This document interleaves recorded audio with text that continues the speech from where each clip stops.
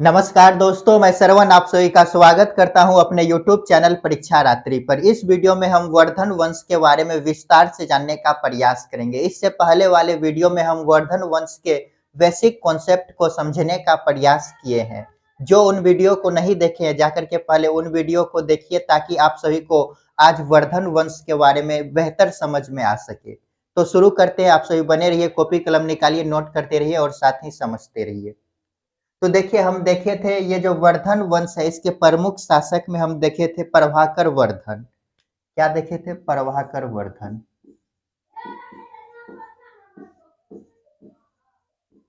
इसका शादी किससे होता है? यशोमती से। जब शादी हुए तो इससे क्या हुआ? 2 पुत्र और 1 पुत्री।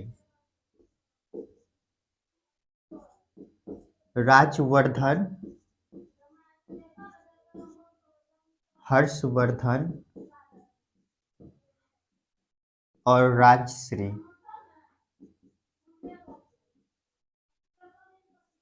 ये कौन है? तो पुत्री है। इसका विवाह किससे होता है? तो ग्रहवर्मा से। विवाह ग्रहवर्मा। ये ग्रहवर्मा कहाँ के शासक थे? तो मौखली वंश के साथ शासक थे।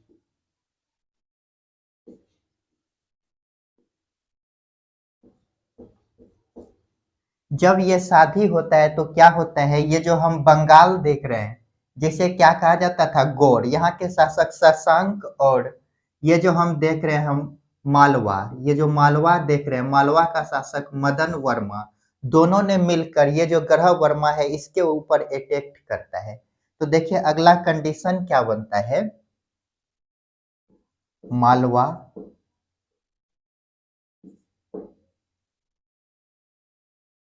प्लस बंगाल, जिसे क्या कहा जाता था? गौड़।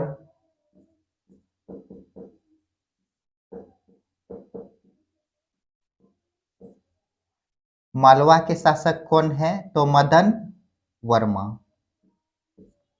मदन वर्मा।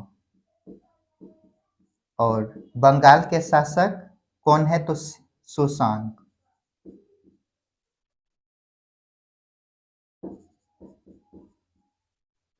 इन दोनों ने मिलकर किसके ऊपर अटैक करता है? तो ग्रह वर्मा। यहाँ पे कौन सा वंश है? मौखली वंश।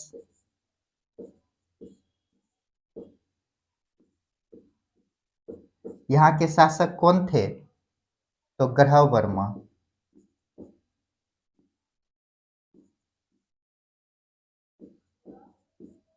मौखली वंश की राजधानी यदि देखें तो कहाँ था? कन्नौज। अर्थात हम कह सकते हैं कहाँ किया अटैक? कन्नौज पर अटैक किया। जब कन्नौज पर अटैक किया तो ये जो ग्रह वर्मा है इसकी हत्या कर दी। हत्या। और इसके जो पत्नी है, इसके पत्नी कौन है? राजश्री। राजश्री को कैद बना लिया, बंदी बना लिया। तो यहाँ पर लिखते हैं राजश्री।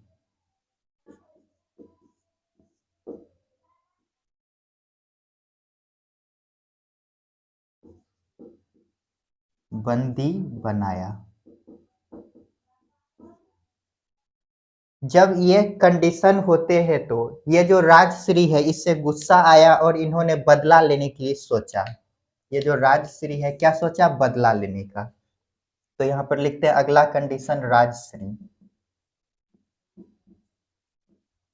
राजवर्धन। राजश्री नहीं, राजवर्धन। इन्होंने बदला लेने के लिए सोचा और इसके लिए इन्होंने जो है कि मालवा पर पहले अटैक करता है। ये जो मदन सिंह है यहाँ पर जो है कि शासक अगला आ जाता है देवगुप्त। देवगुप्त अगला शासक बनता है। और यहाँ पर जब ये आक्रमण किए तो इसकी हत्या कर दिए। इसके बाद ये बंगाल की तरफ बढ़े। कहाँ बढ़ा? बंगाल।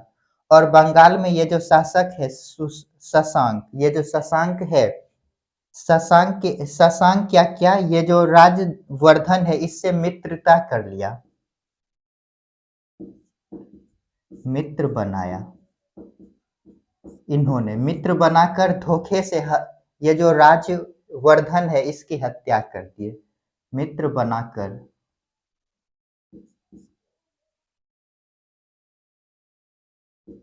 धोखे से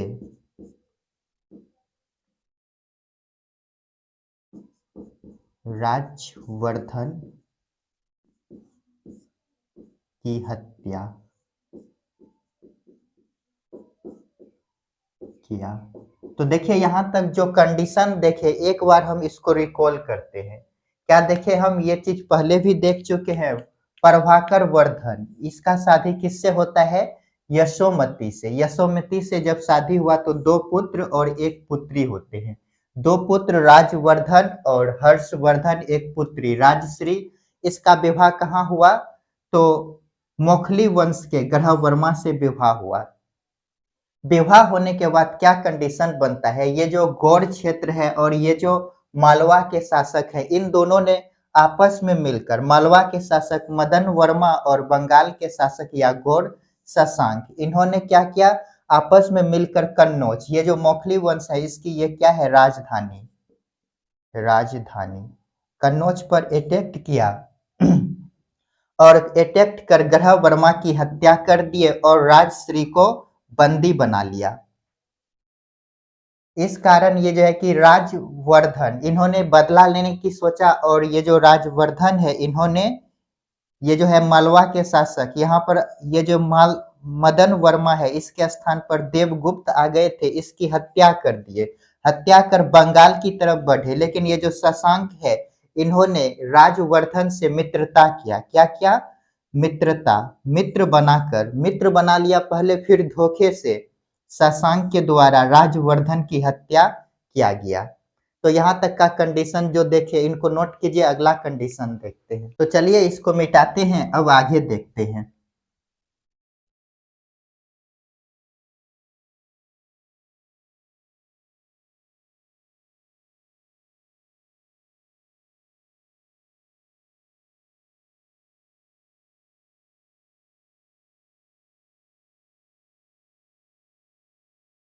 राजवर्धन का जब हत्या हो गया तो अगला शासक कौन बनते हैं? हर्षवर्धन। तो पॉइंट लिखिएगा हर्षवर्धन के बारे में। हर्षवर्धन ये कब से कब तक शासक रहे? तो 606 से 647 एडी।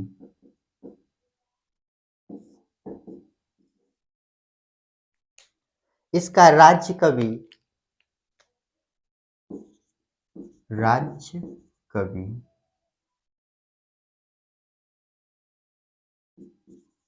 वानभट्ट,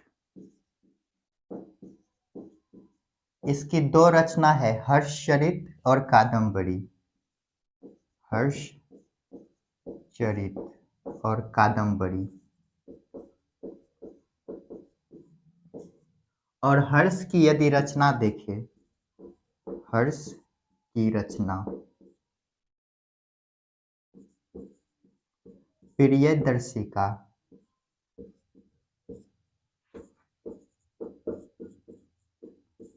रत्नावली,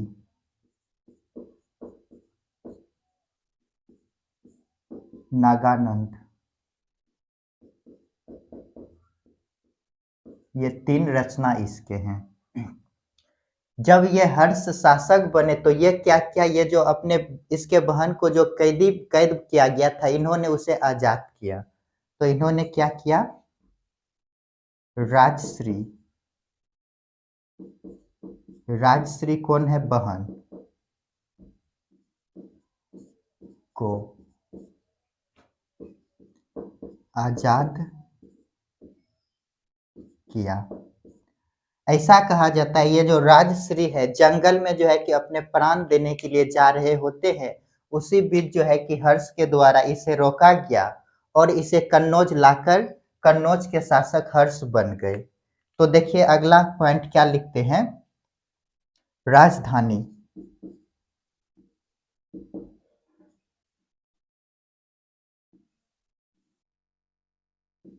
पहले राजधानी था पाटलिपुत्र,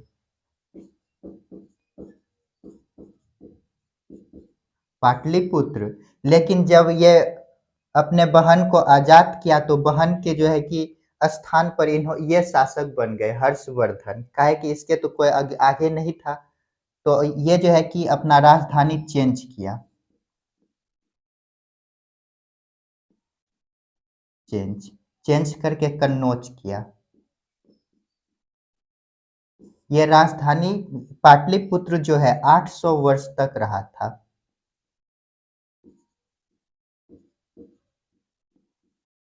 800 वर्ष के बाद ये चेंज होते हैं। देखिए इसके समय जो है कि युद्ध भी लड़ा गया है।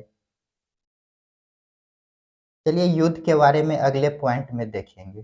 तो देखिए यहाँ तक क्या देखे हम, ये जो राज हर्षवर्धन शासक बना, इसका शासन काल कब से कब तक है? 606 से 647 एडी। इसके राज कवि कौन थे? तो वानभट्ट। ये जो वानभट्ट है इसकी दो रचना है, हर्षचरित और कादम्बरी। दो रचना कौन कौन? हर्षश्री और कादम्बरी। और हर्ष की रचना यदि देखें तो प्रियदर्शिका, रत्नावली और नागानंद, तीन रचना इसके हो गए। जब ये शासक बने तो ये जो है कि अपने बहन को आजाद किया। आजाद किया और कहीं कहीं लिखा मिलता है जब ये बहन जो है कि प्राण देने के लिए जंगलों की ओर जा रहे होते हैं तो इसी समय जो है कि हर्ष के द्वारा इसे रोका गया और इसे कन्नौज लाकर कन्नौज के शासक बन गए। राजधानी इन्होंने क्या किया? पाटलिपुत्र से कन्नौज किया जब कन्नौज का शासक बना। ये जो पाटलिपुत्र है राजधानी 800 साल तक रहा था। इसको नोट कीजिए और आगे देखते हैं। तो चलिए इसको मिटाते हैं और आगे देखते हैं।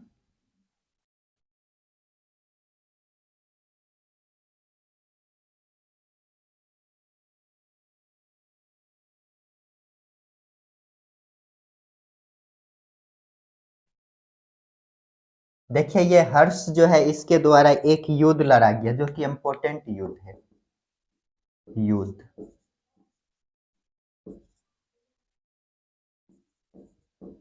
हर्ष और पुलकेशिन द्वितीय।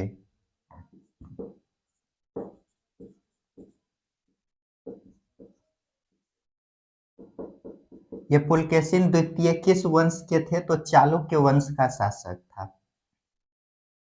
इसमें क्या होता है, जब ये युद्ध लड़ा गया तो इसमें हर्ष की हार हुए और पुलकेशिन द्वितीय का विजय हुआ। और ये जो हर्ष हैं इसके राज कवि यदि देखें, राज कवि वानभट्ट। और इसके यदि राज कवि देखें रवि कीर्ति।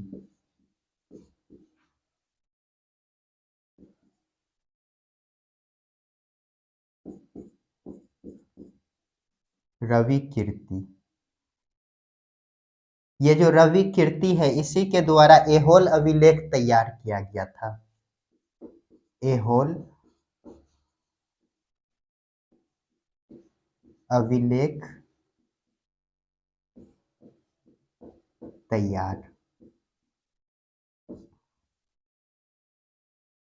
ये जब हर्ष हार गए तो यहाँ पर निर्णय क्या हुआ उस निर्णय को देखिए। निर्णय, ये हर्ष और पुलकेशिन द्वितीय, जब ये हर्ष हार गए तो पुलकेशिन द्वितीय दोनों के बीच जो है कि समन्वय होता है और इन्होंने, ये जो हर्ष है और ये पुलकेशिन द्वितीय है, इन्होंने जो है कि नर्मदा नदी को सीमा बना लिया।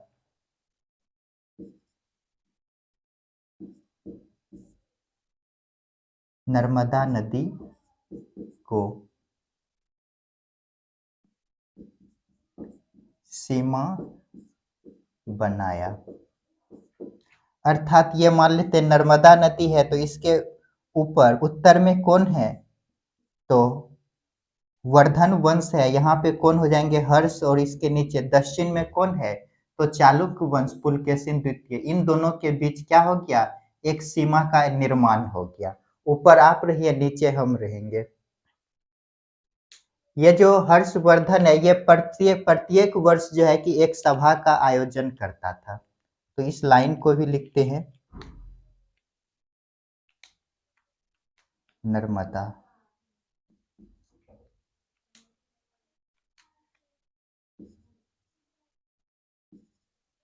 प्रत्येक वर्ष एक सभा का आयोजन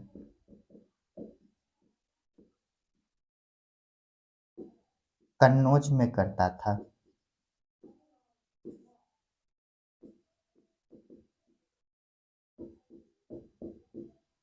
चलिए यहाँ तक समझते हैं, उसके बाद आगे देखेंगे। युद्ध लड़ा गया हर्ष के द्वारा। तो ये युद्ध में कौन कौन है? तो हर्ष है और पुलकेशिन द्वितीय। ये पुलकेशिन द्वितीय कहाँ के शासक हैं? चालुक्य वंश। ये कहाँ पे है? तो महाराष्ट्र के क्षेत्र में है। और इसमें हर्ष की क्या होते हैं? हार और पुलकेशिन द्वितीय का विजय होता है। और हर्ष के राजकवि वानभट्ट और पुलकेशिन द्वितीय के राजकवि रवि कीर्ति, ये जो रवि कीर्ति है इसके द्वारा एहोल अभिलेख तैयार किया गया है। जब ये हार गए तो निर्णय लिया गया। क्या निर्णय हुआ? नर्मदा नदी को इन दोनों ने सीमा बना लिया, ऊपर आप रहिए नीचे हम रहेंगे। और प्रत्येक वर्ष ये जो है कि एक सभा का आयोजन कहाँ करते थे? अपने राजधानी कन्नौज में। यहाँ तक नोट कीजिए और आगे देखते हैं। तो चलिए इसको मिटाते हैं और आगे देखते हैं।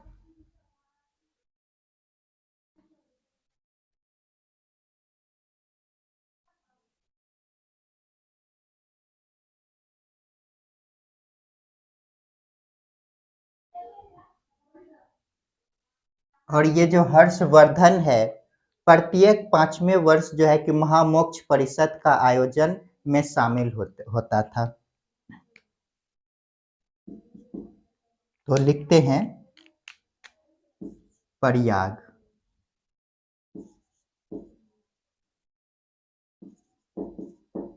में प्रत्येक 5वें वर्ष महामोक्ष परिषद में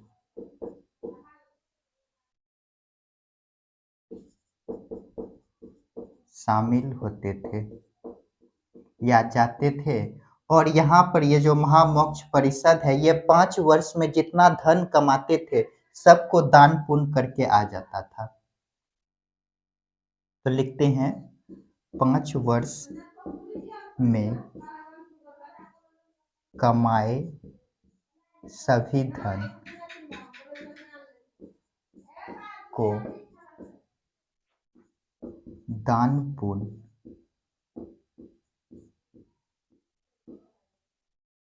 करते हुए वापस आते थे। जितना भी सोना चांदी जेवरात होता था सब चीज ये 5वें वर्ष जाते थे, महामोक्ष परिषद में शामिल होते थे और दान पुण्य करके ये आ जाते थे। इस कारण यदि देखें ये जो वर्धन वंश है इसका इकोनॉमिक क्या होगा? कम होगा। तो आर्थिक स्थिति इसका कमजोर हो गया और ये कोलैप्स कर गए, इसका अंत हो गया। और एक पॉइंट लिखते हैं, ये जो नॉर्थ ईस्ट असम है यहाँ के शासक एक रहते हैं जो इसका मित्र रहता है, उसके बारे में लिखते हैं। कामरूप। कामरूप किसको कहा जाता था? असम।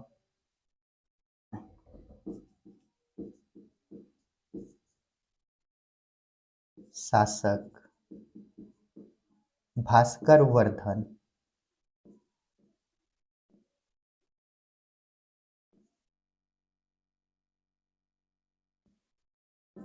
भास्कर वर्धन हर्ष का मित्र था। हर्ष का मित्र था। तो देखिए क्या देखे हम, प्रत्येक 5वें वर्ष ये कहाँ जाते थे? महामोक्ष परिषद। ये कहाँ है? तो प्रयाग में था। और ये जब जाते थे तो ये जितने प्रकार के धन संपदा कमाते थे सभी को ये दान करते हुए वापस आते थे। जितना सोना चांदी जेवरात होता था सब चीज ये दान पुण्य करके वापस लौटते थे। इस कारण क्या हुआ होगा? इसका इकोनॉमी कम हुआ होगा। इकोनॉमी कम। इससे इसका क्या हो गया? अंत।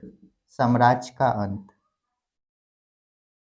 वंश का अंत। यहाँ की जनता सुखी होंगे या दुखी, ये आप निर्णय लीजिएगा और कमेंट कीजिएगा। यहाँ का जनता सुखी होगा या दुखी। ये जब 5वें वर्ष जाते थे सभी प्रकार के धन संपदा को दान करके आते थे। तो इन्होंने और एक पॉइंट क्या लिखे, कामरूप। ये पुराना नाम किसका है, तो असम का पुराना नाम क्या है, कामरूप। यहाँ के शासक कौन थे, भास्कर वर्धन। भास्कर वर्धन जो थे हर्ष का मित्र था। ये पॉइंट याद रखिएगा, इनको नोट कीजिए और हर्षवर्धन के बारे में देखते हैं। तो चलिए इसको मिटाते हैं और आगे देखते हैं।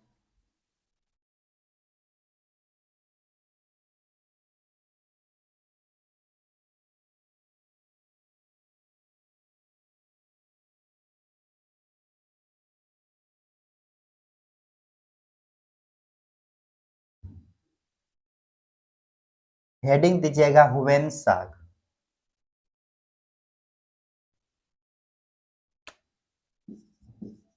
हुवेन साग ये कब भारत आते हैं, तो 629 एडी में।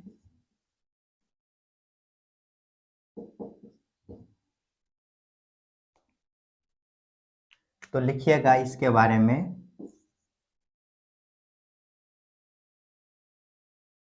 ये हुवेन साग कहाँ के यात्री थे, तो चीन का, चीनी यात्री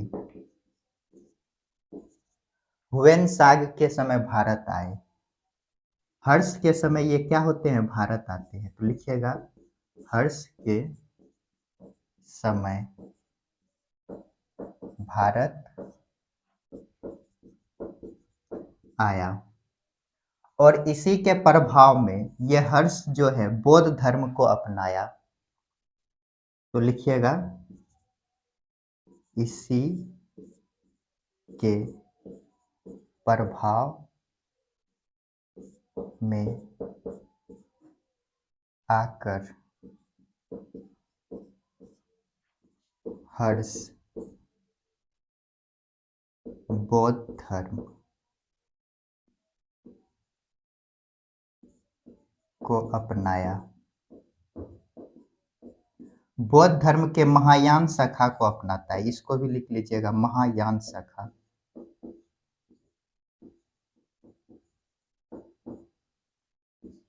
इससे पहले ये किस धर्म को मानते थे, तो शैव धर्म को मानता था, शैव धर्म।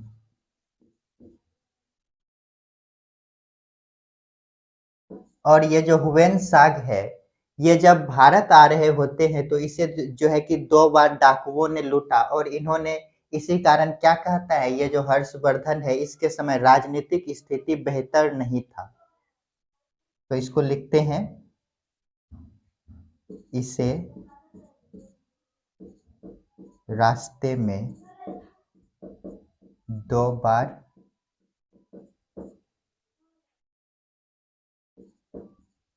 डाकुओं द्वारा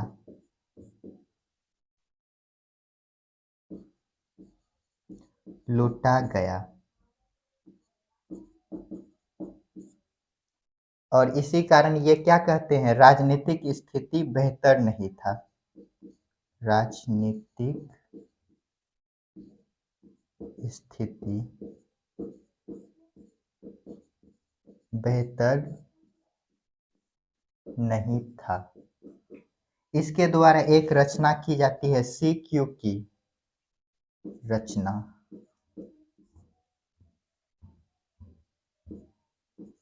CQ की। इसी में ये इस बातों को कहते हैं। और ये जो हुवेन साग है इसे हर्ष जो है कि अपना राजदूत बनाकर चीन भेजता है। तो लिखते हैं हर्ष इसे राजदूत बनाकर चीन भेजा। और ये जो CUकी है इसमें जो है कि ये हुएन हर्ष का जिक्र करता है, हर्ष का चर्चा करता है। तो यहाँ पर लिख देते हैं, इसको आप सभी लिखिएगा इसे करके। चलिए इसको हम यहाँ पर लिखते हैं, इसमें हर्ष की चर्चा, हर्ष का चर्चा किया है।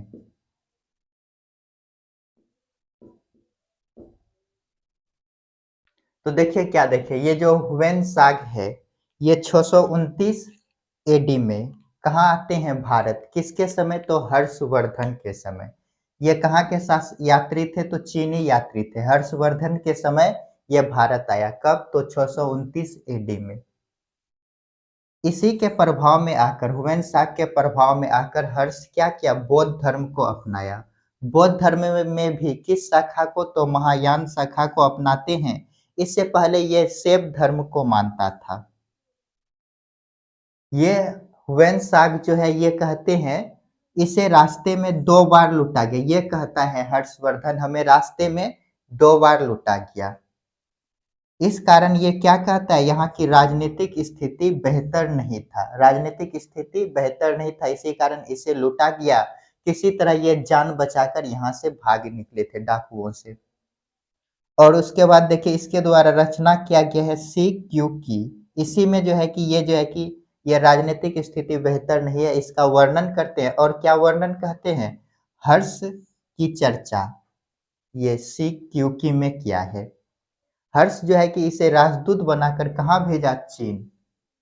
किसे भेजा? हुएन साग को। या हुएन साग चीनी यात्री थे और इसे ही हर्ष जो है कि राजदूत बनाकर कहाँ भेजता है? चीन। जल्दी से इनको नोट कीजिए। तो दोस्तों आज के लिए इतना ही। मिलते हैं नेक्स्ट क्लास में, हम जिसमें हम दक्षिण भारत के इतिहास को बेहतर तरह से पढ़ने का प्रयास करेंगे। तो आप सभी खुश रहिए, पढ़ते रहिए, अपने माता पिता का सम्मान कीजिए। और यदि मेरा वीडियो आप सभी को पसंद आता है तो लाइक शेयर कमेंट और साथ ही सब्सक्राइब कीजिए। मिलते हैं नेक्स्ट क्लास में।